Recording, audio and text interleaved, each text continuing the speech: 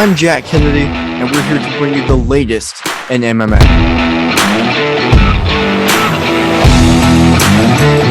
Hey everybody, my name's Hunter Boss, and what the boss says goes.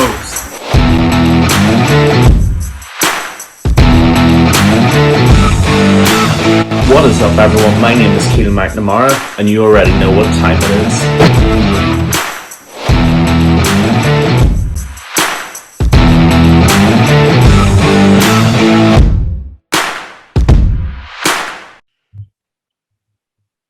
Hello, everyone, and welcome to the MMA Island podcast. I am Jack Kennedy alongside Keelan McNamara and Hunter Boss. UFC 272, right? We're going to talk about that good card, Masvidal Covington. That's what we'll get started with. The news. Colby Covington beats Jorge Masvidal by a dominant decision.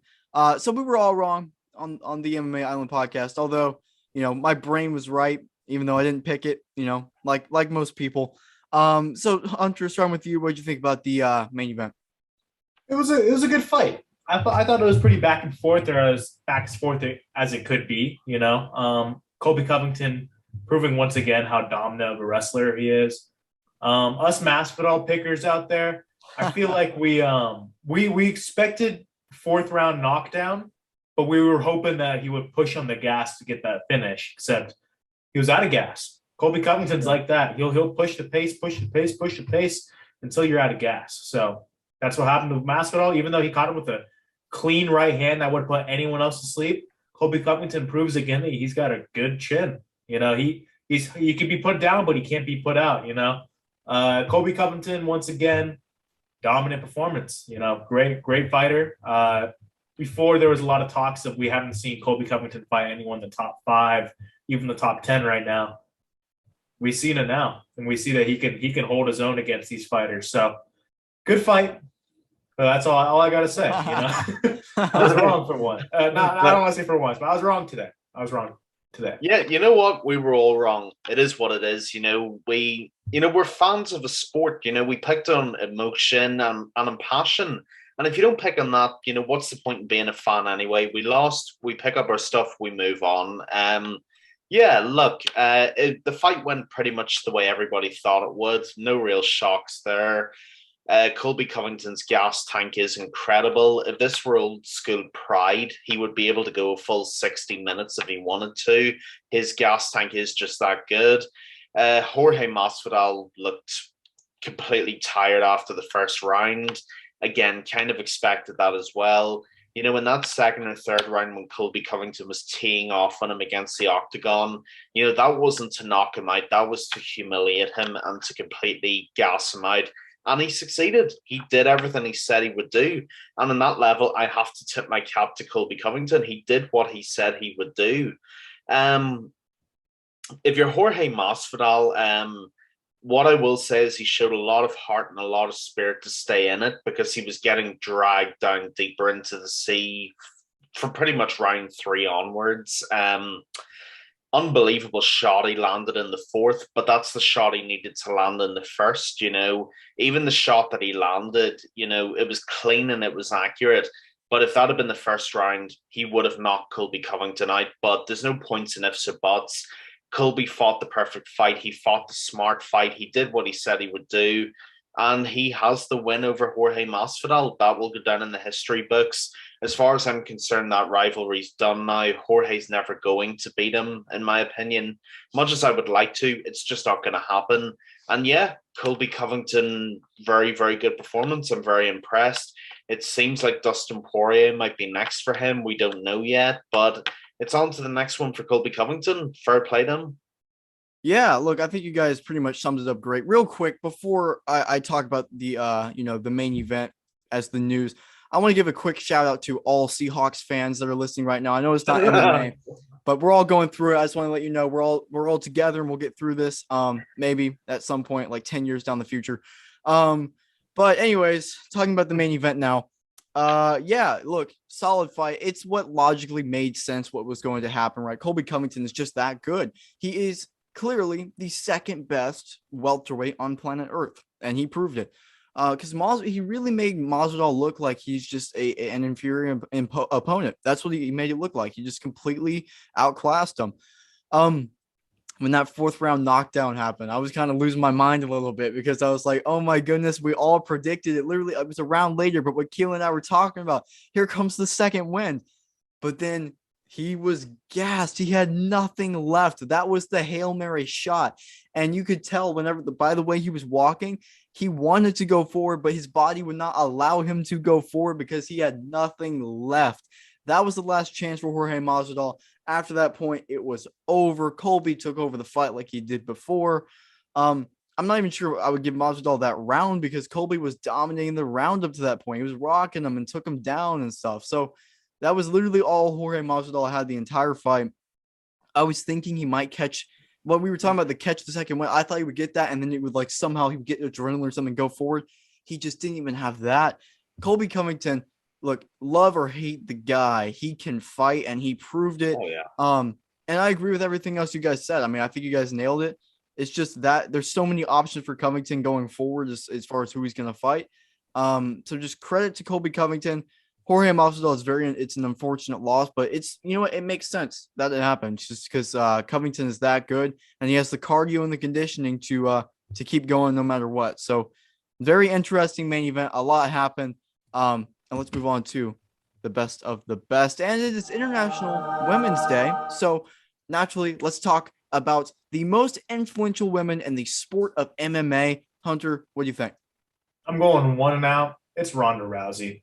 Ronda Rousey is the most influential woman in all of MMA because there wouldn't be a women's section of MMA in the UFC, at least, if it wasn't for Ronda Rousey. Dana White has strictly said before Ronda Rousey was even like in the picture that there would not be any woman fighting in the UFC. That's true. You guys one look at Ronda Rousey, boom. Ronda Rousey signed. They got a women's division. And she was very influential as well because she was very, very good. She was a great submission artist. She had good wrestling. She had decent striking. She was in the pound for pound rankings for a while. I think she got all the way up to 7 or 6, which is back then is really good.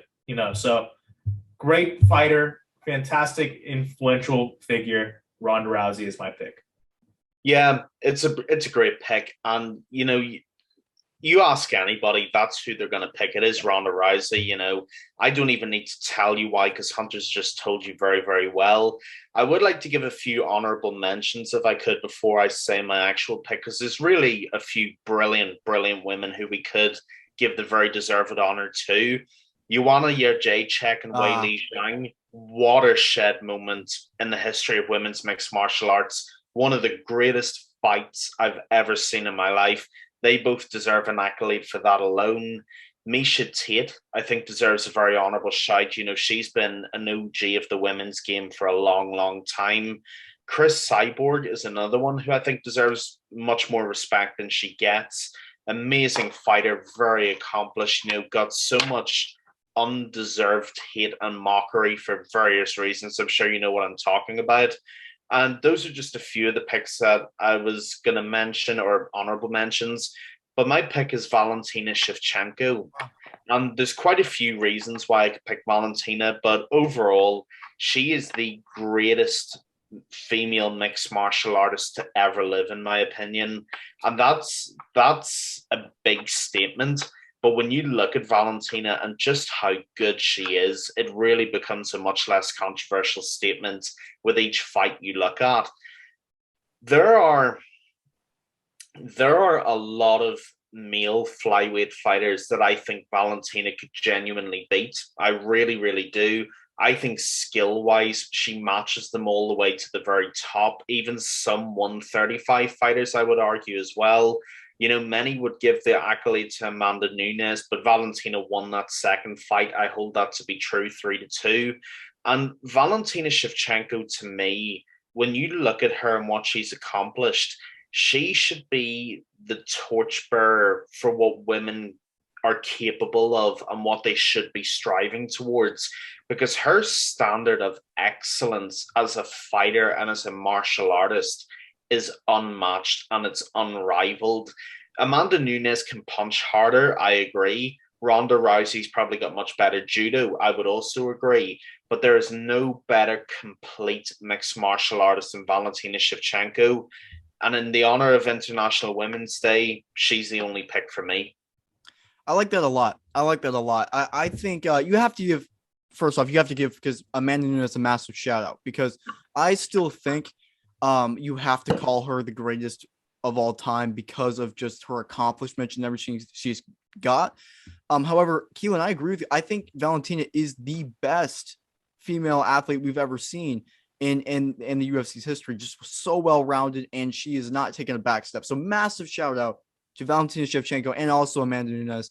Hunter, I agree with you. I think it has to be Ronda Rousey because it's kind of like you look at some of, like, if you're comparing her, like the only comparison you could really do for her is Connor, for what he did for men's MMA or just MMA in general. For her, it's not just women's MMA, it's MMA in general. She helped propel the sport to another level. Her personality and her winning, and like you guys said, MMA wouldn't, or women's MMA wouldn't exist without Ronda Rousey, because Chris Cyborg was around at the same time just taking heads off, but she didn't have the charisma or just the following that Ronda Rousey has. And then whenever she would win, she would just get more of a following, and she inspired so many people. So if you look at the most influential, most inspirational, it has to be Ronda Rousey, at least for me.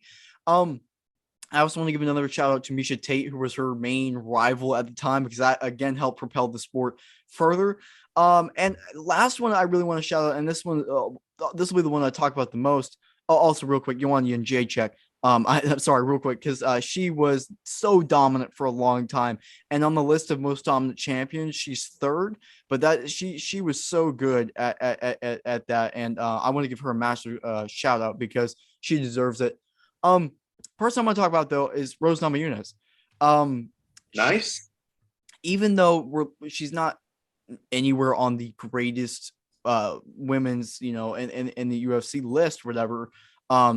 She is, I think, probably one of the most inspirational women to ever fight. Especially in her title victories where really no one was giving her a shot. So the Joanna one, she won by a knockout, and just her post-fight speech and everything, just like after knocking someone out, calling for like world peace and stuff like that is crazy, but I love it. And then for me, the best, one of the best we saw in the year 2021 was the best year in MMA history. I think all of us agree. We saw Brandon Moreno in one of the best post-fight stuff. And then the other one was Rose Namajunas whenever she won against Zhang Weili. And she gave such an impassioned, like, it was just so great to see her win. Beforehand, she was saying, I'm the best. She has so much to prove. And she won. That is flat inspirational for not only women, but like just everybody. That is just amazing. So when you look at most influential women in MMA history, it has to be Ronda Rousey because she's the one that propelled it to what it is.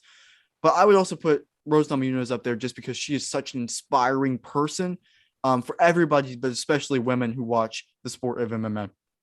She made Joe Rogan cry. Yeah. You could do that. Yeah. That's pretty inspirational. Yeah. So that's my only comment, though. Yeah. Yeah, very true. Before we move on, there's actually someone who I want to give a very special shout out to as well that we haven't mentioned. It's the very recently retired Roxanne Modafferi and the women who were the very first generation of fighters as well.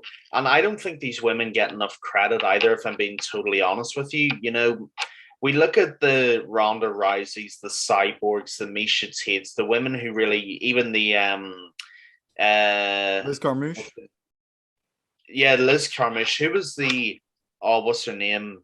She was let go from Disney. I know who you're talking about. The Mandalorian. Yeah. What's her name? Gina Carano. Gina Carano, yeah. The likes of Gina Carano as well.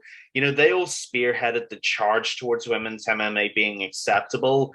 But Roxanne Modafferi and her era, like she said in her post-fight interview, I think against after the Casey O'Neill fight, you know, they were fighting at a time when men were laughing at women fighting as well. You know, we can't forget that sort of gender disparity wasn't that long ago. We're only really talking 15, 20 years, which in the span of history is nothing. So I'm not saying she's the most influential or she's the best, because her record, with no disrespect, it tells you the truth. But special shout out to Roxanne Modafferi as well, because it was the likes of her fighting in those much, much smaller venues and basically grinding the way they did that opened the doors for the likes of Ronda Rousey to transition. But love your picks, and special shout out to them too. Oh, yeah, absolutely. Well, I love it. And let's move on to the discussion of the week. Looping back to UFC 272. This is a weird one because we could be talking about who's next for Colby, but there's so many options. I think the more intriguing question is who is next for Jorge Masvidal. Hunter, what do you think? I think there's two options here. One I've been saying forever. I think I would still love to see a Jorge Masvidal Conor McGregor fight. I think that's still in the makings for both fighters. Masvidal's on his way out now, I would say. I think that was his last run for the title. So all that's left for him are money fights. So Conor McGregor is probably the biggest money fight in the division or in the entire UFC. So Masvidal and McGregor, who wouldn't want to watch that? Both very talented strikers. Both are fighting at welterweight now, unless Conor decides to go back to lightweight, which I don't think he will. I think he'll stay at welterweight. Intriguing fight, and these are two of the fighters that bring in the most pay-per-views too. So it could be a good pay-per-view. So the second one I got three. I'll say I got three. Okay. Actually, no, I don't want to take anything from anyone else. I'll go two. Second and more realistic, I'm going to go with the Stephen Thompson rematch. They've been talking about rematching for a few years now. Hasn't exactly happened. They don't hate each other, so I think this would be a good fight for both of them. Whoever wins can stay in the title picture, or even just in the top 5, top 6 area. Whoever loses can start gatekeeping a little bit. So, I would go Stephen Thompson, Jorge Masvidal as the more realistic pick. What I would like to see, though, is Jorge Masvidal versus Conor McGregor. Yeah, I have two picks as well. Hunter, no surprise, has mentioned one of them because it's probably the most obvious one, which is Conor McGregor. You put that in Miami, maybe International Fight Week, whatever, again, not to brag or anything, because that's absolutely not the point. But when Conor was being interviewed at Bellator Dublin, he did mention a possible July sort of territory return. So that could be very possible. And I would not be against that at all. That would sell over 1 million pay-per-views easily. And it would be a compelling fight. It genuinely would. My pick, though, is actually the man that Colby Covington wants next, and that's Dustin Poirier. And I appreciate this might be a tad left field, but there is a justification for it. Dustin is coming off fighting some really, really tough opponents at lightweight. He's fought Khabib, probably one of the most dominant wrestlers we've ever seen. He's fought Charles Oliveira. He's had to deal with the ground game against him as well. So really, Dustin wants, and Dustin will deserve, a stand-up fight. He really will. And if he moves up to welterweight, you've got to get a sort of tuner fight at welterweight before you fight anybody in that top 3. If you throw him straight to Colby Covington, you're throwing him to the wolves. And I like Dustin Poirier a lot, but he would struggle in that fight without at least one at 170 pounds. So give him Jorge Masvidal. 2 fighters who are really good boxers, 2 southpaw fighters, and 2 fighters who just love to stand and bang. I think that fight sells really easily. If Dustin beats Jorge, he's on his way to the Colby fight. Give him that absolutely.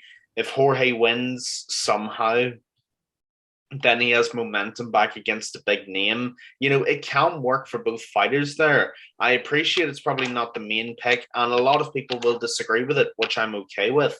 But you know what? To go left field, why not Dustin Poirier? Hey, that's a fun one. I like it. And it would be a money fight as well. Training partners. That's back-to-back training partners. That's what that's my main thing, though. I think they've become even more united because of this whole Colby Covington thing. Yeah. So that's why I don't think they would fight each other. I think they would try to stay away from that. But on the surface, I like that pick a lot.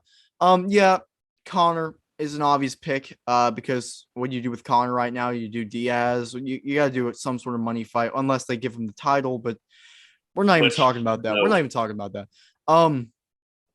Yeah, I think the other pick for me, because we've already talked about Conor. I think, and this is a weird one because, it's not a money fight, and it's also like this other guy is climbing up the ranks. It might even be higher. It probably is higher ranked than Masvidal right now, but he doesn't have a fight booked for a little bit. So I would say Vicente Luque might be a fun fight Yeah. for Masvidal. So he's higher than Masvidal. It might not make that much of a sense, but Masvidal is still a name that if you beat him and there's no one else in front of you, you get a title shot off of that. At least that's what I think. So um let the division play out. Vicente Luque needs a fight. He wants to stay active. Obviously Jorge Masvidal needs a fight. This is not going to be a headliner. It might not even be a co-main event, but this is a great fight. It's going to be a stand-up fight. And for Vicente Luque, I think you're thinking it makes a lot of sense. This is a guy that you can beat. For Masvidal, it's like this is the guy who's going to stand and bank with me. This is the guy I can beat. So I think for Masvidal, that is, other than Conor McGregor, I think that's probably the most logical option. And despite who wins, it would be a fun fight because they're both going to stand and throw with each other. Yeah, I like it. I like it. If Nate Diaz had another fight on his contract, I would be saying Diaz, Masvidal too. But it's his last one, and he wants Poirier. Dude, everyone wants Poirier right Yeah, now. right. I get it, because I mean, like Poirier is the money fight as well as he's a great fighter, but his ground game's a little lacking. I don't want to say like a lot because it's not like he loses to just the rear like naked choke. the classic every day. It's Yeah. the RNC Yeah. against either the best Brazilian jiu-jitsu artist in the world or the best wrestler in the world. Yeah. So it's a rough time for Dustin Poirier, and he's getting called out like no other. So it's gonna be fun for Dustin, but for Masvidal, a little less of a fun time. Yeah. Yeah, I got to be honest, Jack. I love the Vicente Luque shite. You know, when we did the draft last year, Vicente was my pick for welterweight. You know, I'm a big fan of his. I think he's an amazing fighter. And yeah, I really, really like that a lot. I actually think that could be an excellent fight night main event. You know, fight night Luque Masvidal. Yeah. I think that sells pretty easily. I'd watch that, no question at all. So yeah, I think that's a really, really great fight. I mean, like, it's not going to be Nate again because, like you said, Hunter, and you're absolutely correct. Last fight in the contract, we need the trilogy. You know, we just do at this point. So that's going to happen. Poirier Covington is probably going to happen, and then of course we've got Leon Edwards, Kamaru Usman. So I think that's the roadmap for welterweight at the moment. I actually forgot for a moment that they trained together at American Top Team, Poirier and Masvidal. If they didn't, that would be my shoe-in pick. But of course they do, so that's just not going to happen. Yeah, I got to be honest. If I had to throw my weight behind one of them, I'm really behind Luque Masvidal. And you're right as well, Jack. And one other thing you said. You know, look, Masvidal's lost. He got beaten comprehensively. No one's going to argue that. But he still is clout in that division. He is a name. And if you beat that name, you are in that top three and you're in the striking range of a title shot. So I think it makes sense for both guys. If Luque wins, he's firmly in the title picture. If Masvidal somehow wins, he has some relevancy back. So that would be the pick I'd throw my weight behind. I like Vicente Luque Masvidal to main event of Fight Night. Yeah, I like that a lot, and that's why I picked it. The only problem in all these plans for Masvidal or Luque is there's a wrench that gets thrown in Khamzat Chimaev if he beats Gilbert Burns, which I think might happen. So look, welterweight's getting crazy. Great episode, guy. UFC 272 was fun. Thank you, everyone, so much for listening. Make sure to like and subscribe on YouTube. Listen to us everywhere, literally everywhere, including iTunes and Spotify. Follow us on Instagram at MMA.island. And check out our website, MMAisland.net. Again, everyone, thank you so much for listening. Great podcast, guys. Thank you, guys. Thank you.